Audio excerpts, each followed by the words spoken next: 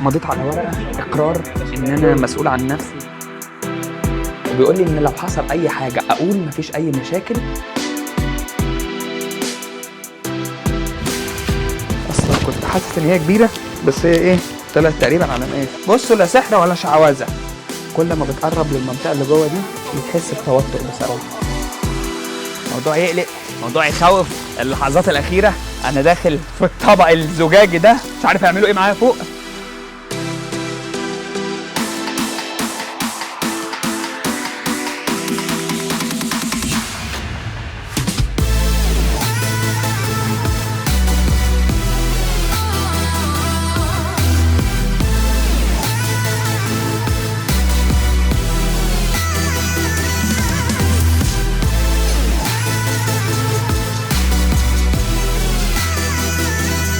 المكان اللي ورايا ده انا هدخل وهعمل فيه سكاي دايفنج وهطير. يا رب يبقى حاجه جديده وتجربه جديده عليكم. نهاركم زي الفل ويلا بينا.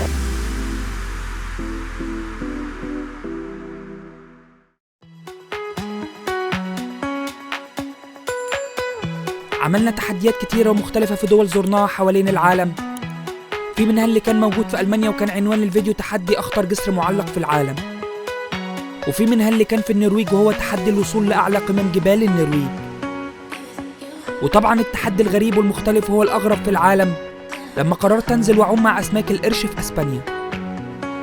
النهارده يوم جديد، استكشاف جديد زي الاستكشافات اللي انا معودكم عليها، وهي كانت في جزيرة شيلاند اللي بتقع فيها عاصمة الدنمارك، وزي ما انتوا عارفين هي الجميلة كوبنهاجن.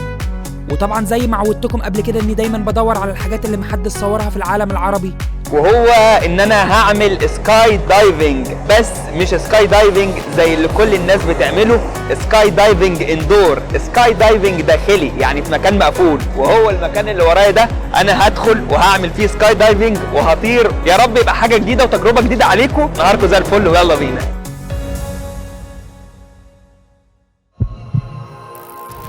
We can't wait to see what he brings, getting himself ready for that final flight of the competition. Vegan, it's going to be amazing. Amazing. I cannot believe what we're watching. In gold medal position, Tons Ivans from Latvia.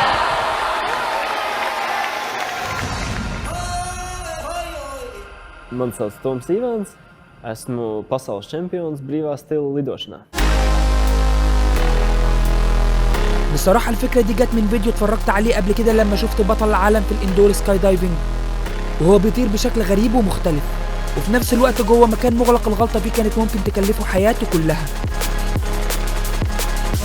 أما بالنسبة للبطولة دي فهي كانت معمولة في دولة عربية كلنا بنحبها وهي البحرين.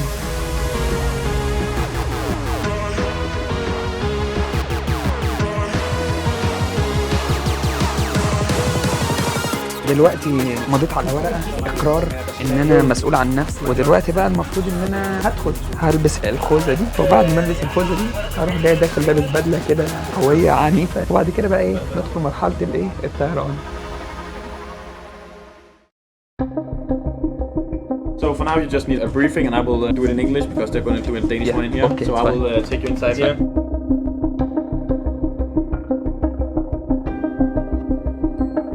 Alright, so before you get to try and fly and everything, you just have a 6-minute brief video on how to do it. We have some signals.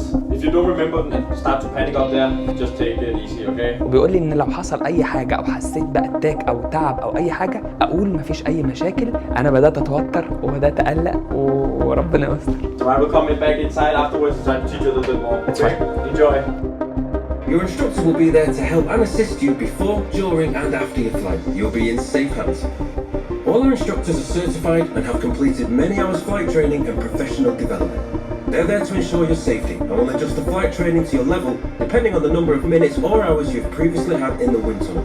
The instructor will help you if you encounter any difficulty. If you wear glasses, ask your instructor to help you.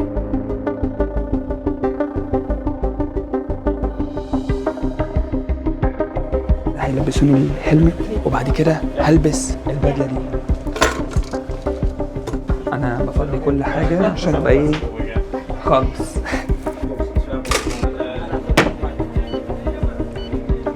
And just take off your shoes for now. Okay.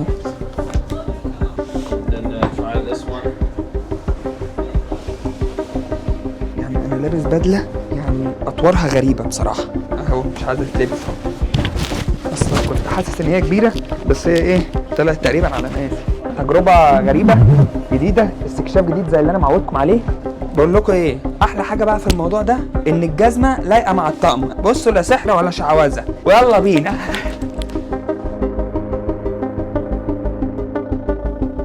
الموضوع فيه توتر، يعني انت كل ما بتقرب للمنطقه اللي جوه دي بتحس بتوتر بصراحه. فانا دلوقتي بدات ما اكونش على بعضي، بس هي تجربه وهتعدي. It doesn't have to sit correctly right now. Just you have it on and just see if you get this one on top of your head and just press down. Exactly. Then you have to get it. Yeah, exactly. And if you take up here and just tilt a little bit forward, so you get all below your chin. You have something in here that has to go below your chin. Is it okay, or is it too tight, or is it? No, it's fine I think. It's fine. Yeah. And then you can just take it off again. Perfect.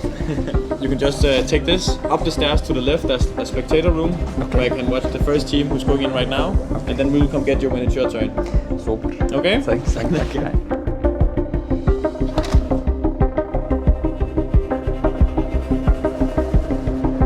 موضوع يقلق، موضوع يخوف. اللحظات الأخيرة أنا داخل في الطبق الزجاجي ده، مش عارف يعملوا إيه معايا فوق، مبسوط وقلقان ومرتبك.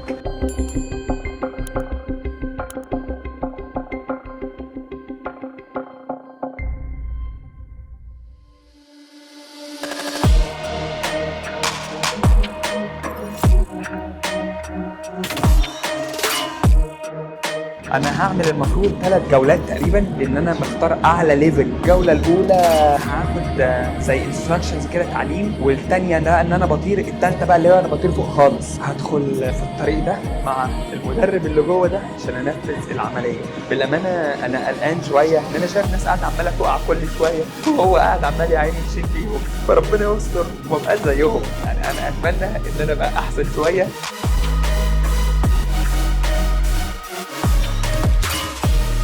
الراجل المدرب ان هو بيتكلم عربي وده حظ جامد، فهتفهموا حاجات كتيره في الموضوع. هاي بتشد رجليك كده كده، اشد رجلي. ايوه تمام. خلي راسك لفوق عشان بس تطير تقدر تطلع لقدام. ريلاكس. هاي مهمه كثير دي اذا بتكون ريلاكس بتطير. انا يا جماعه من لبنان وده حظ كويس عشان تبقوا ايه مترجمين الموضوع. البس السكي ماسك تمام. and follow me.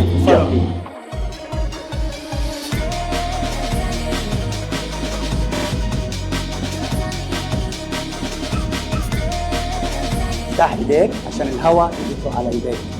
حلو. بيرفكت. عامل زي العفاريت لما بتطلع بالليل، بس عفريت ايه بقى بيعذبوه. وانا دلوقتي في مرحله العذاب. اذا بتعلى بدك تنزل and arch just like that. ورا يبقى بنزل، تنزل. مرحله الجد الخطوره. هلبس البتاع دي وهدخل انفذ. بصراحه قلقان، انا حاسس ان انا داخل سباق عربيات. مع السلامه يا جماعه، اخر لحظه.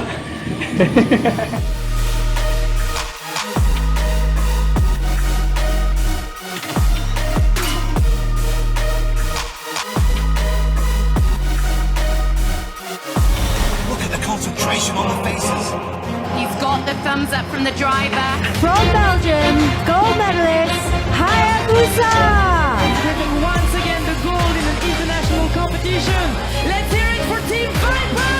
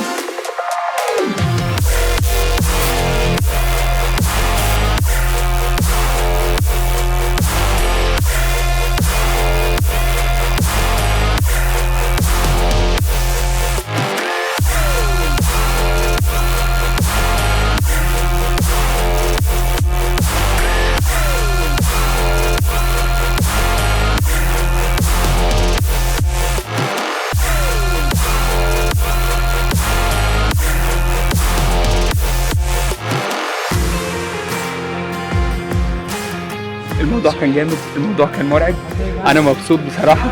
الموضوع تم على 3 جولات، كل محطة كنت بتعلم حاجة. يعني الأولانية دي البدايات خالص، الثانية كان بيطيرني شوية، الثالثة زود الضغط عشان أطلع فوق شوية. بس الموضوع صعب بالأمانة، بس ممتع وجامد.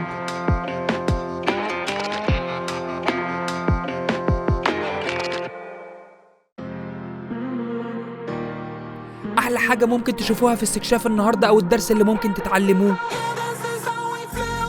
إن مفيش حاجة اسمها مستحيل. والدليل على كده إن الناس بتستخدم كراسي وعجل بسبب مشاكل صحية بيعانوا منها، وفي نفس الوقت طاروا وجربوا وعملوا تجربة زي اللي أنا عملتها النهاردة. لما خلصنا التجربة المفروض في التلفزيون ده عارضين الفيديو بتاعي كله كامل وجايبين كل التفاصيل. أي أول واحدة أو الثانية؟ دي تقريبا الثانية. الثانية كانت حلوة. كنت كويس، سبت معاك كويس. والله كويس. بشهادة المدرب بتاع الموضوع قال والله كويس، فاحنا كده مظبوطين، عملنا التجربة صح.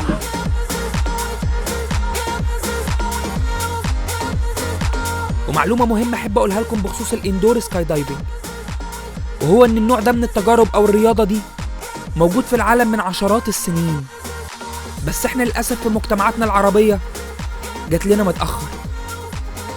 اكتبوا لنا تحت في التعليقات لو عايزيننا نعمل تجارب مختلفة زي دي تاني، وإن شاء الله نعملها وننفذها مع بعض. هذا المكان بكوبنهاجن اسمه كوبنهاجن اي اكسبيرينس. انا اسمي سامي وانا انستراكتور هون، وهلا طرت مع علاء، وبتمناكم كمان تيجوا لهون وتصيروا معنا. يا رب ربنا يكرمكم وتلفوا اوروبا كلها وتيجوا وتجربوا التجربه دي وتقابلوا سامي. بس انا عايز اسالك سؤال يا سامي، التجربه دي كانت على 3 جولات صح؟ الجوله الاولى دي تقريبا تعليمات صح؟ يعني اللي هو بتجرب، ثانيه بتجرأني شويه صح؟ بالظبط. الثالثه دي المفروض كنت انا اطير بس انا ما طرتش. انا جربت. انت شفت الفيديو؟ ما انت كنت هتعمل سبين. انا كنت اقضيها بالفلنكات فوق، بس سامي لحقني بالامانه قال لي اقف اثبت. مش وقعت شيء انت مسكت شيء صح الاول تقريبا. انا مبسوط سامي بالامانه، يا راجل زي العسل. ما تنسوش تدعموا القناه، تعملوا لايك، سبسكرايب، كومنت. افتكروا ان التارجت بتاعنا ان احنا نوصل ل1,000,000 مشترك في خلال سنه، ده صعب بس هنعمله بيكم ومعاكم ان شاء الله. نهاركم زي الفل وانا بحبكم في الله. السلام عليكم.